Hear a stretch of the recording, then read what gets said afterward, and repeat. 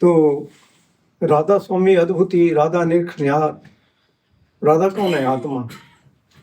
राधा स्वामी अद्भुति, राधा निरखन्यार, जो ना कोई लग सके शुभ आगम पार। तो उसकी आत्मा की इतनी शोभा है, उसकी इतनी शोभा है जिसका वर्णन नहीं है। ऐसे हैं आप सभी आत्मा है, आप शरीर नहीं है। शुभ आगम पार, गुप्त रूप जानता रहा, लेकिन उसको जानने के लिए हम आए हैं। वो गुप्त रूप गुप्त है हमारे अंदर। आत्मा गुप्त है, लेकिन बोलने वाली आत्मा है, देखने वाली आत्मा है, करने वाली आत्मा है, सब कुछ आत्मा है। वो सब कुछ कर रही है, लेकिन आज तक हमें अपनी आत्मा का पता ही नहीं चला। कितना बड़ा धोखा है। धोखा है, लेकिन आपने कभी धोखा नहीं समझा इसको। कितना बड़ा धोखा है। तो गुप्त रूप जहाँ धार्या, राधा स्वामी नाम, बिना मेह नहीं पावी जहाँ कोई विश्राम। जब आवे सूरत देह में, देह रूप लेटान। जब वो आत्मा इस शरीर में प्रवेश करती है तो हम उसको अपना शरीर ही समझते हैं कि शरीर है। शरीर तो मिट्टी है, ये तो मिट्टी है, लेकिन आत्मा तो वो है जिसका वर्णन नहीं, अपरंपार है। उसका कोई अंत नहीं कि कितना प्रकाश है, कितना उसके अंदर अमृत बरस रहा है, कोई अंदाजा नहीं लगा सकता। तो गुप्त रूप जहाँ धार्या, राधा स्वामी नाम, बिना मेहर नहीं पावी जहाँ कोई विश्राम। जब तक गुरु की मेहर नहीं होती है, कृपा नहीं होती है, तब तक हमें आराम नहीं आ सकता, तब तक हमें पता नहीं चल सकता। जब तक आत्मा का पता नहीं चलता, जब तक आत्मा का साक्षात्कार नहीं होता, जब तक हम उसको जानते नहीं है, तब तक हम धोखे में पड़े हुए। तो राधा स्वामी नाम, बिना मेहर नहीं पावी जहाँ कोई विश्राम। जब आवे सूरत देह में, देह रूप लठान। जब चढ़ उनटे सुन को, हंस रूप पहचान। सूरत रूप आता चर्जी, वर्णन किया न जाए। देह रूप मिथ्या जदा, सत रूप हो जाए। तो जब गुरु थोड़ी सी तवज्जो देता है तो फिर आत्मा ऊपर आ जाती है, फिर उसकी वो गति हो जाती है जिसका वर्णन नहीं है। अभी तो बंधनों में बंधी है, उसकी कोई गति नहीं है, कोई गति नहीं है। दुख रोग संताप लगे हुए, दुख रोग संताप न उतरे। सुनी सच्ची वाणी, संत साधन वैसर से पूरे गुरु ते नहीं। तो उसको हम पूरे गुरु से ही जान सकते हैं। और जो दुख रोग संताप लगे हुए हैं, वो भी तभी उतरते हैं जब हम उस वाणी को सुनते हैं, जब उस वाणी के साथ हम जुड़ते हैं। तो उसके साथ जुड़े रहो हमेशा। 1 घंटा 2 घंटे देखो, लगा करके करो, देखो आपको क्या आनंद मिलेगा, कितना आनंद मिलेगा, कितना सुख मिलेगा। शारीरिक रोग जो है, असाध्य रोग भी खत्म हो जाते हैं इससे। कितना बड़ा रोग है, कैंसर जैसे रोग, कोई भी बड़े से बड़े रोग सब खत्म हो जाते हैं। सर्व रोग को औषध नाम, सारे रोगों की दवाई है। लेकिन वो दवाई नहीं लेना चाहते, वो दवाई लेना चाहते हैं जो हमारे शरीर का नाश कर देती है और बीमारियां लगा देती है। दवाइयां को अच्छी चीज नहीं है, जहर है ये भी, ये लेते हैं, लेकिन वो दवाई नहीं लेना चाहते। तो उस दवाई का प्रयोग करो। कोई भी रोग है, आप देखो करके, आपका रोग ऐसे भाग जाएगा, ऐसे भाग जाएगा, कोई रोग नहीं रह जाता, आनंददायक जीवन हो जाता है। तो ये दवाई ऐसी है, अगर इसका प्रयोग करेंगे, ठीक है थोड़ा टाइम तो लग जाता है, लेकिन जब आप इसका पूर्ण लाभ उठा लेंगे तो फिर रोग कभी नहीं आएंगे आपके पास, आ ही नहीं सकते। आपका जीवन निष्क्रांत आनंददायक जीवन हो जाएगा, फिर कोई रोग नहीं आ सकता। रोग शोग सब मिट गए, नित नवा निरोआ। फिर बिल्कुल वो न्यू के न्यू ही रहेंगे, कोई रोग नहीं आएगा, कोई आपको किसी प्रकार की कोई एक परेशानी नहीं हो सकती। बस आनंददायक जीवन है, और जहाँ भी बैठे हैं तो आपको आनंद लगा हुआ है। तो वो है दवाई। तो ऐसी दवाई को प्रयोग करो। ऐसी दवाई को क्या प्रयोग करना है जो हमारे शरीर का नाश कर देती है। अगर एक रोग लगा है तो 2-4 और आ जाएंगे उस दवाई से। आज देख रहे हैं आप दुनिया में कितने डॉक्टर आए हैं। आज से पहले 60-70 वर्ष पहले कोई डॉक्टर नहीं होता, कोई दवाई नहीं होती थी। केवल मात्र अगर किसी को थोड़ा सा कोई टेम्परेचर हो गई तो उसको थोड़ा सा काढ़ा देते थे इलायची का और ठीक हो जाता था। कोई दवाइयाँ नहीं होती थी उस वक्त, और बीमार भी कोई नहीं होता था, क्योंकि उनके अंदर सत्य होता था। आज सत्य रहा नहीं किसी के अंदर, सत्य किसी में नहीं है आज। तो सत्य के साथ जुड़ो, उसके साथ जुड़ने का प्रयास करो। सत्य क्या है? वो ही है जो आपको मिला है, सत्य वही है। सत्य भी है, चित्त भी है, आनंद भी है, उसी में सब कुछ है।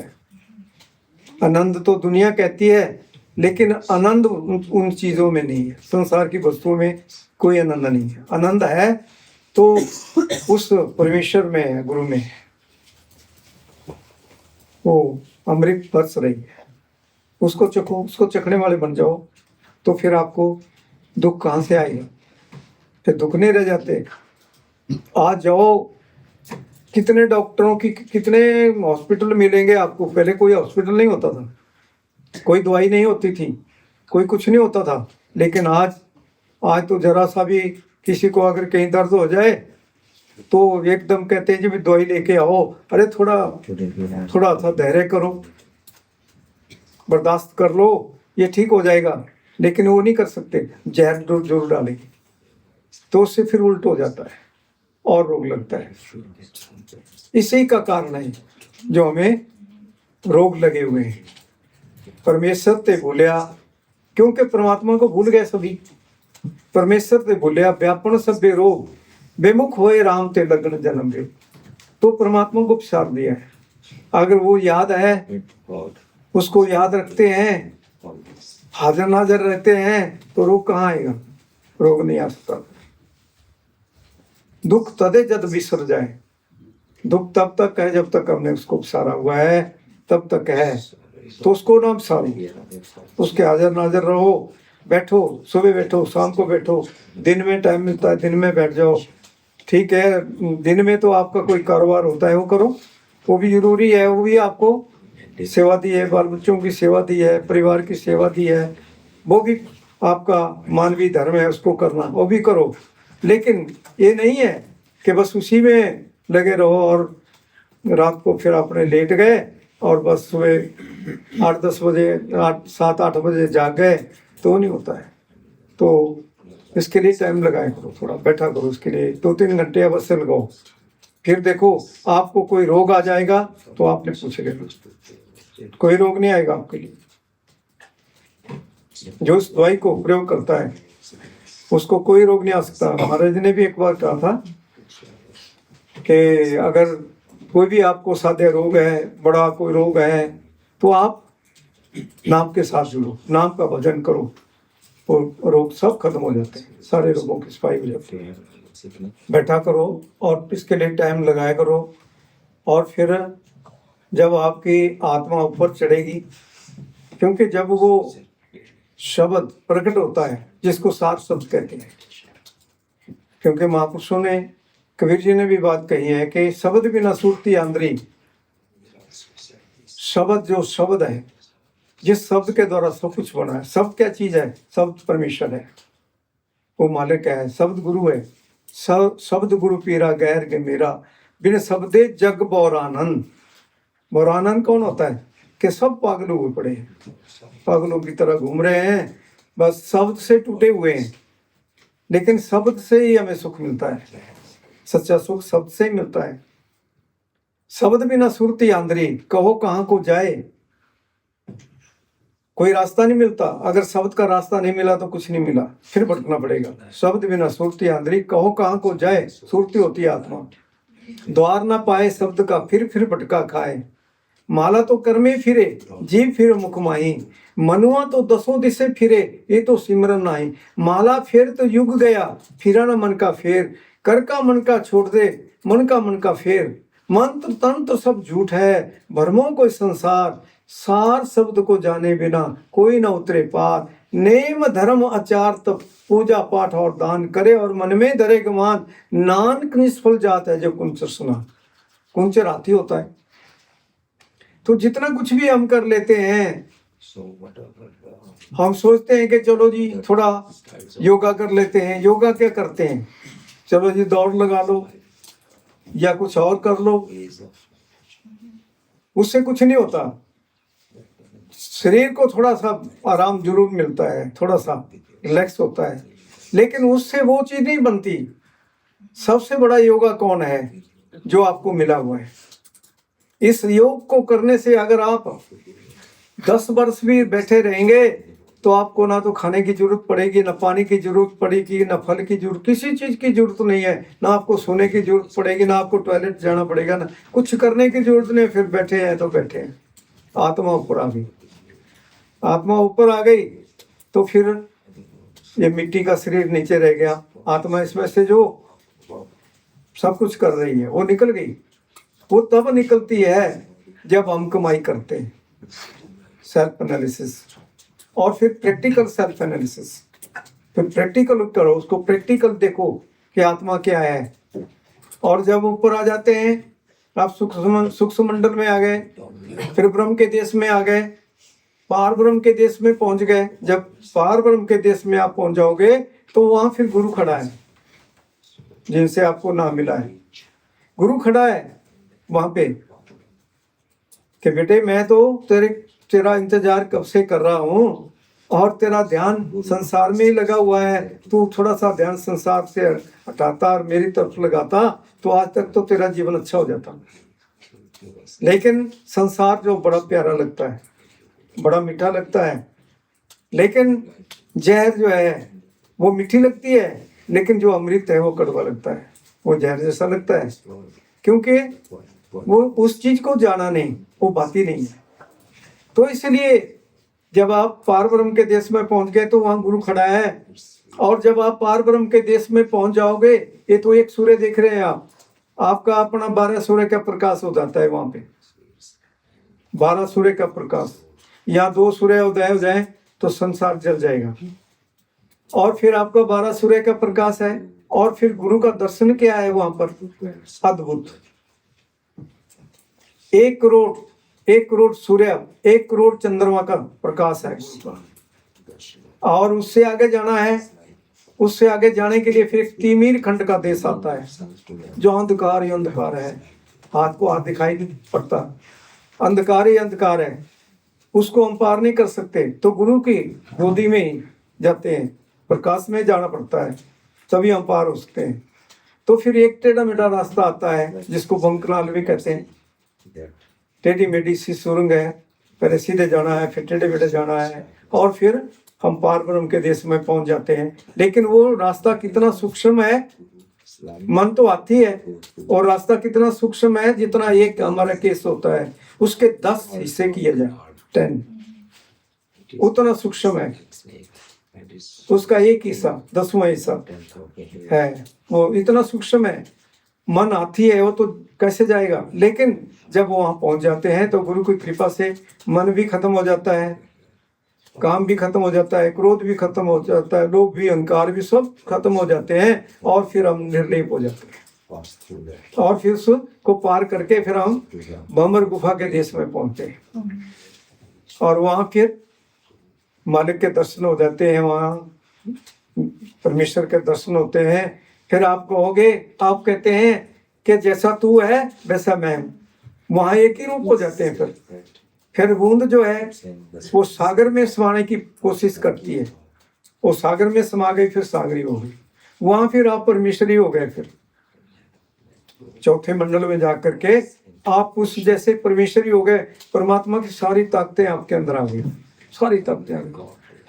और उसके आगे फिर अगर आप सचखंड पहुंच गए तो फिर वहां पे फिर आपको पता चलेगा कि गुरु जिनको हम इस संसार में देखते थे कि हमारे जैसे ही है, हमारे जैसे खाते पीते हैं, हमारे जैसे ही है, लेकिन वहां फिर गुरु का जो दर्शन है जिसका वर्णन ही कोई नहीं है।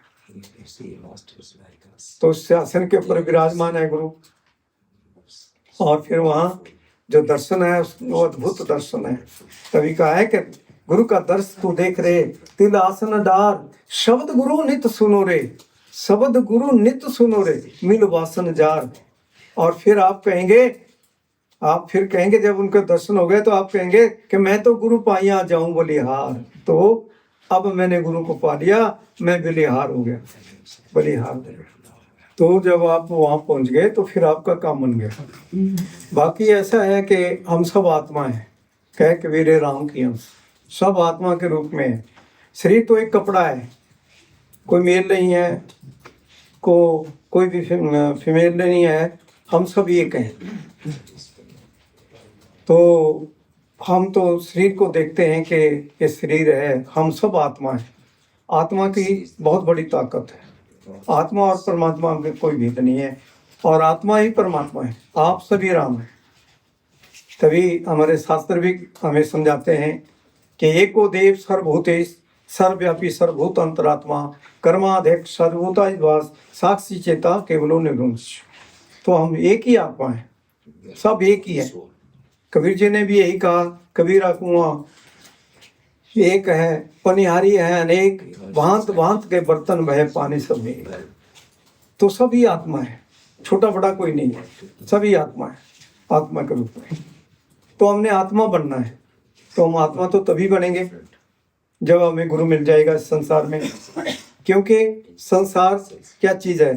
संसार नाम है भूल का।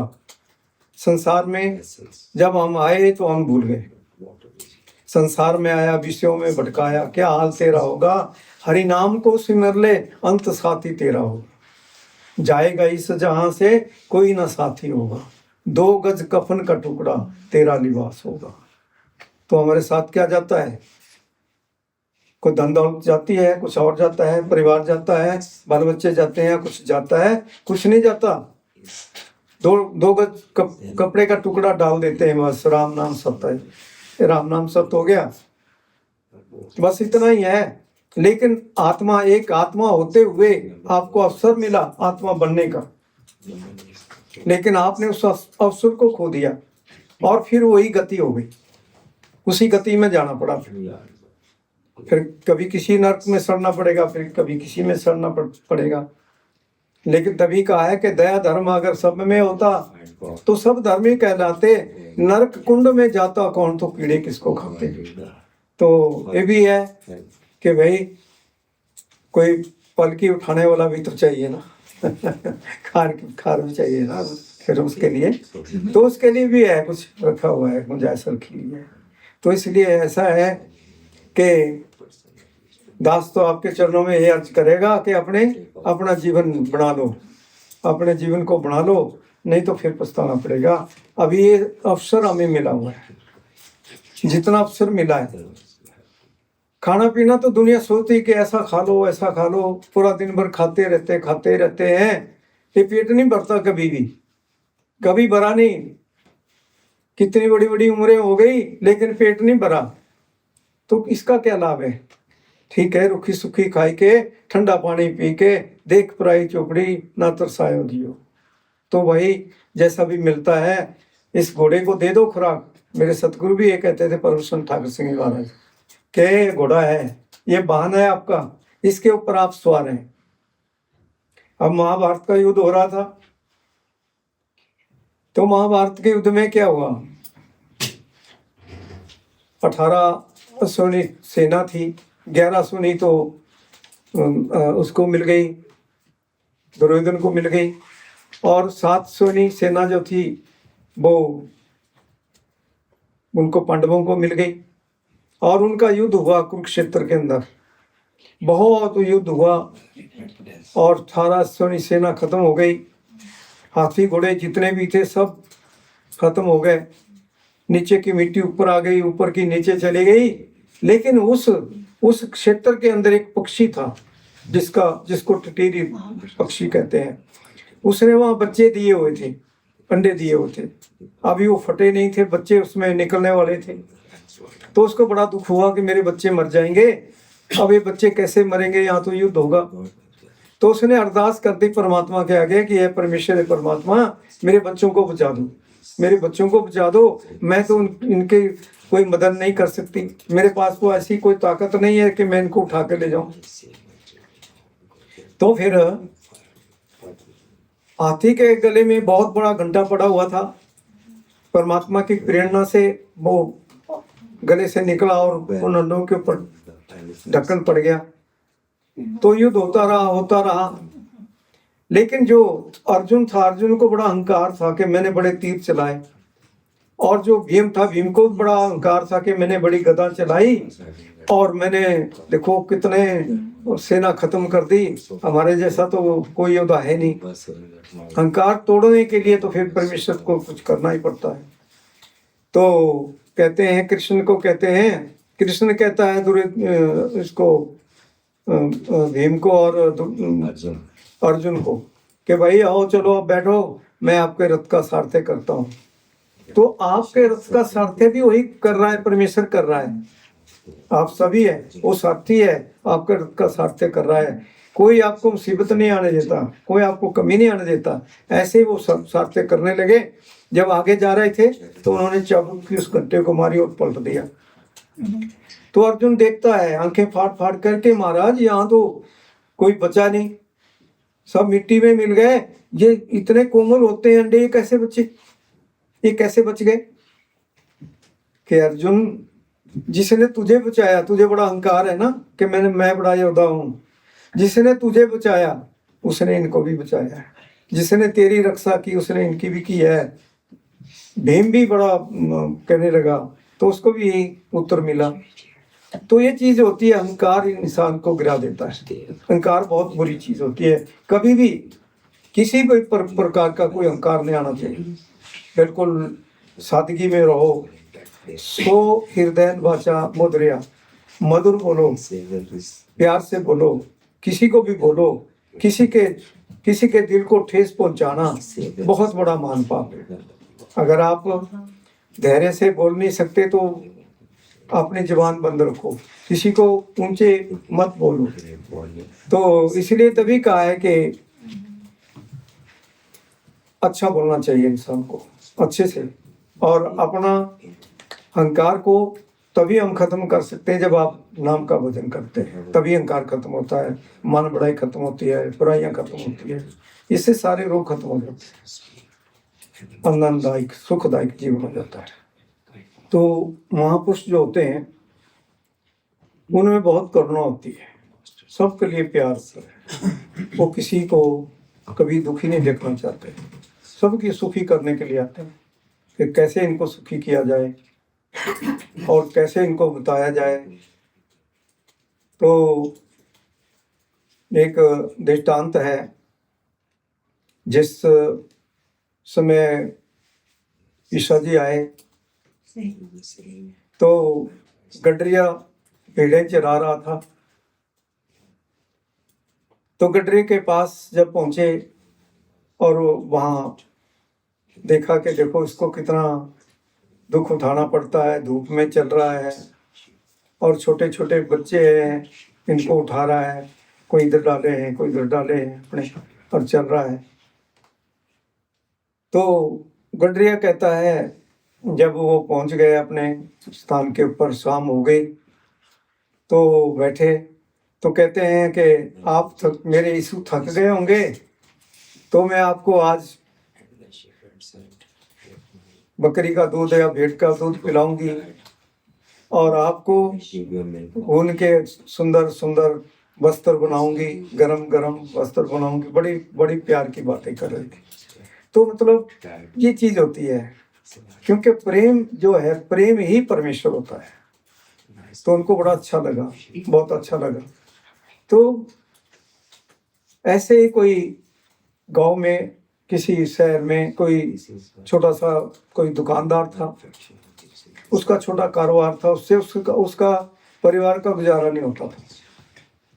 तो देखा कि बड़ा दुखी है, तो महापुरुष चले गए वहाँ उसके पास। तो उसको कहा, भाई थोड़ा हमें भोजन कराओगे? कहते महाराज मैं अभी कराता हूँ भोजन। तो उनको भोजन कराया। खैर वो तो उसका एक परीक्षा ले रहे थे, तो भोजन किया। फिर कहते हैं, भाई बोलो आपको कोई किस चीज की जरूरत है, बोलो मांग लो कुछ। कहते हैं महाराज मैं बड़ा गरीब दुकानदार हूँ और मेरे परिवार का गुजारा नहीं होता, बड़ी मुश्किल से होता है। कहते हैं कोई बात नहीं, मेरे पास मेरे पास जो है तो एक ऐसा मैं आपको चीज दूंगा जो जिसके द्वारा जो है आप अपना सुधार कर सकते हैं।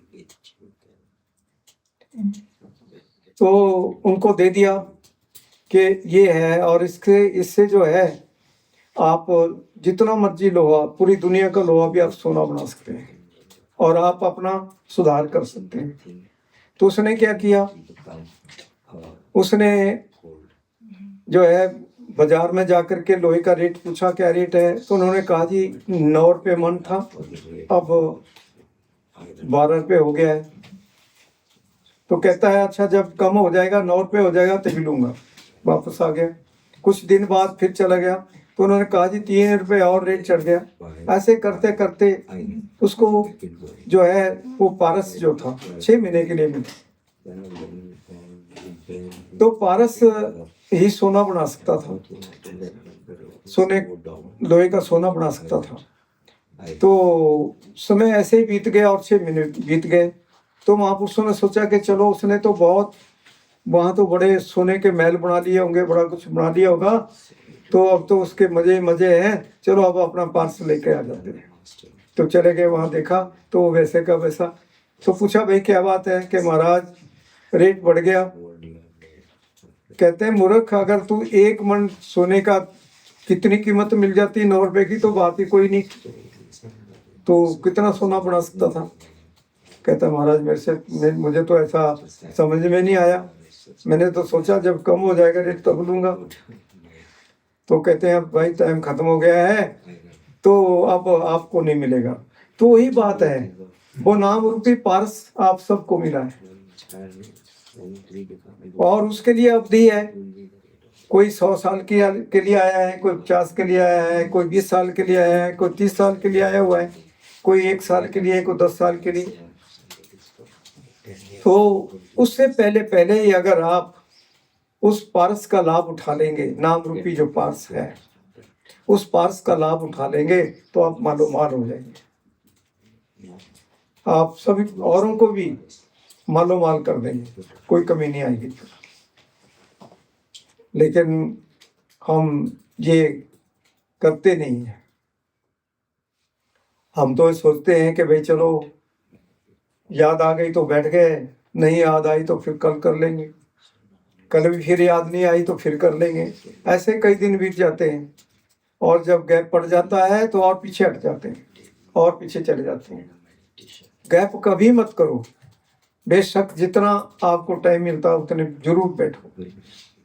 जिसने जीवन दिया है, इतना सुंदर जीवन दिया है, उसके लिए आप टाइम नहीं निकाल सकते, वो भी आपके लिए बता रहा है। तो जान दी है जिसने, नाम भी देगा वही, जिसका इखलाक है उसी कर जाका है। खुदा को भूल गए लोग फिक्र रोजी रोटी में, रिज़्क़ का ख्याल है जा का ख्याल नहीं। तो हमें खाने पीने की लगी हुई है, लेकिन वो उस नाम को जपने का, उस नाम को ध्याने का हमें कोई समय नहीं, हमारे पास कोई समय नहीं है। फिर कब जपेंगे? तो जिन नाम ध्याया गए सख्त घात, नानक ते मुख उजले कहती छुट्टी रात। तो जिसने नाम को जपा है, जिसने नाम को ध्याया है, उसी का जीवन सफल हुआ है, उसी का जीवन सुखदायक बना है, वही सुखी हुआ है। तो इस नाम को जपो, इस नाम को ध्याओ। चलते फिरते उठते बैठते चल रहे हैं तो सुमिरन करते रहो। जब बैठ जाते हैं तो कान में अंगूठा लगा के बैठो, उस आनंद के साथ जुड़ो जो आनंद है, जो आनंद बरस रहा है उसके साथ जुड़ो, फिर किसी की कमी आएगी। तो ये संसार तो एक रंगमंच है, ये रंगमंच है। हम अपना अपना पार्ट लेकर के आए हैं। हमें क्या पार्ट मिला है? सबको अलग अलग पार्ट मिला है। तो तभी कहा है कि रंगमंच दुनिया बनाई। ये दुनिया, इस संसार क्या है? एक रंगमंच है। रंगमंच दुनिया बनाई, एक्टर बन के आया, भांत भांत के अभिनय करता क्यों मारम भरमाया। आपे लाड़ा आपे लाड़ी आपे माई बाप, वो आप ही आप सब में काम कर रहा है। वो एक ही है, वो एक ही है, सब में हुई है। सब में सच्चा एक को सोई, तिसका किया सब कुछ होई, हुक्म पछाने सोई जाने, बंदा कहिए सोई। तो एक ही है सब में। तो उस एक को अगर जान लिया तो सब कुछ जाना हो गया, उसको पा लिया सब कुछ पाया हुआ हो गया, फिर किसी चीज की कमी नहीं रह गई। तो बच्चे में भी वही है, पत्नी में भी वही है, पिता में भी वही है, माता में भी वही है, सब में वो एक ही है, सब में एक ही समाया हुआ है। तो चिंता ताकि कीजिए जो अनहोनी हुए, ये मार्ग संसार को नानक थे इनको। तो चिंता तो उस बात की करो जिस काम को हम आए। बाकी स्थिर कोई नहीं है, स्थायी कोई नहीं है संसार में, सबको चलना पड़ना है। पता नहीं कब चलना पड़ जाएगा, सबको चलना पड़ेगा। तो इसके समय के रहते रहते हम अपना कल्याण का मार्ग ढूंढ लें और सुखी हो जाएं। इसलिए संत महापुरुष संसार में आते हैं और किसी काम के लिए नहीं, उनको कोई और कोई गर्ज नहीं होती। तो सबको चिंता लगी हुई है कि आज क्या खाएंगे, आज क्या करेंगे, आज ऐसा होगा, आज ऐसा हो जाएगा। तो ये चिंता को छोड़ो, चिंता सबसे बुरी चीज है। तभी कहा है कि चिंता सबको खा गई, चिंता सबको खा गई, चिंता नरक का वास, चिंता की जो काफी करे सोई हर का दास। तो चिंता को कॉफी की तरह पी जाओ, चिंता का विषय मत बनो, चिंता में मत फंसो, चिंता में मत उलझो और हर वक्त नाम के साथ जुड़े रहो, सबके साथ जुड़े रहो और उसका आनंद लेते रहो। और फिर चिंता नहीं हो सकती, आपको कोई चिंता नहीं आएगी आपके पास। जैसे कॉफी पीते हो आप, जल्दी जल्दी कॉफी चाहिए या ब्लैक टी चाहिए, तो वैसे इसको चिंता का भी ऐसे ग्रास कर लो, बस चट कर जाओ उसको, फिर सुख मिलेगा आपको, फिर शांति मिलेगी।